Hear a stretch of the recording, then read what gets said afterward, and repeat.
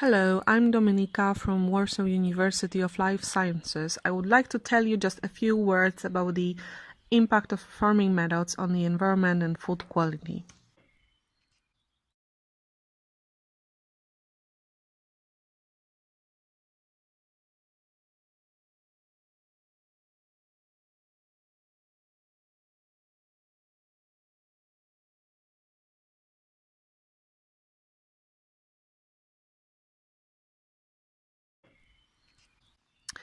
So when we screen through different regions of the world, we can identify some problems that can't be easily stopped by political or even geographical borders, and therefore it's very important to address them from a more global perspective.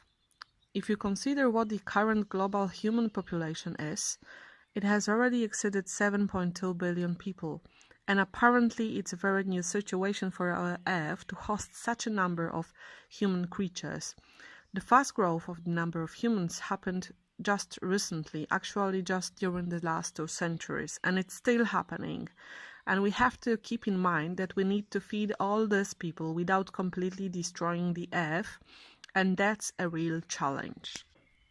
At the same time, it's easy to imagine that the area of available land per person is decreasing together with the population growth. According to one of the recent studies, we have already overstepped at least 3 out of 10 planetary boundaries. First of all, we have lost plenty of the Earth biodiversity, we have violated the nitrogen cycle and caused serious climate crisis. When we look at the agricultural activity of human being, currently already close to 40% of the land area of the Earth is covered by the agricultural areas.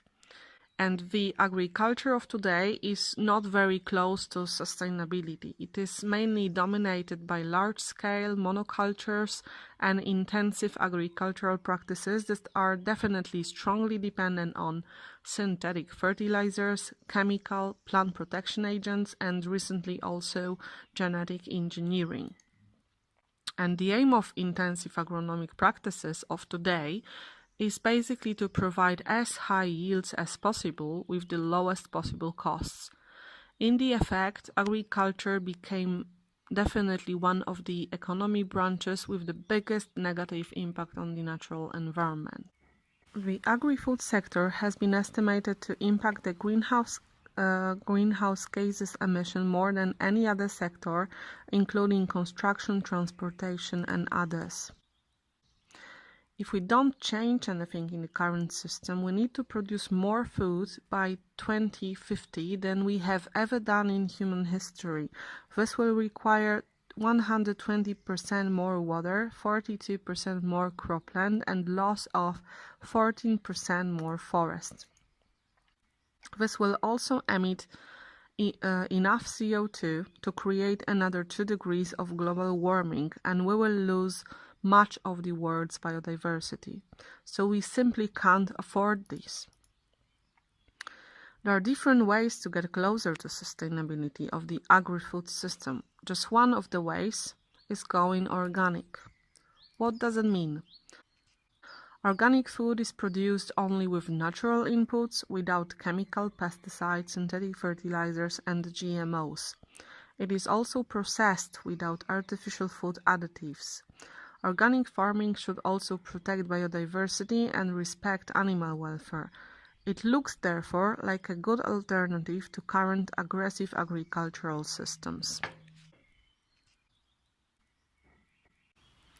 By being close to nature, organic system gains more and more attention of producers, processors, and consumers around the globe.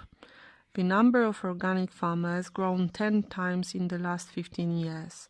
The market of organic products has also been growing in the recent years, exceeding the level of $80 billion in 2014.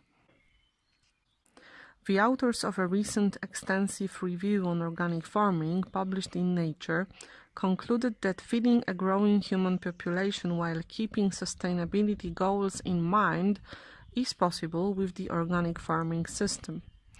Among the benefits of organic farming, the authors mention beneficial impacts on the soil structure, fertility, protection against soil erosion, but also protecting biodiversity and decreasing dependence of the agriculture on external inputs.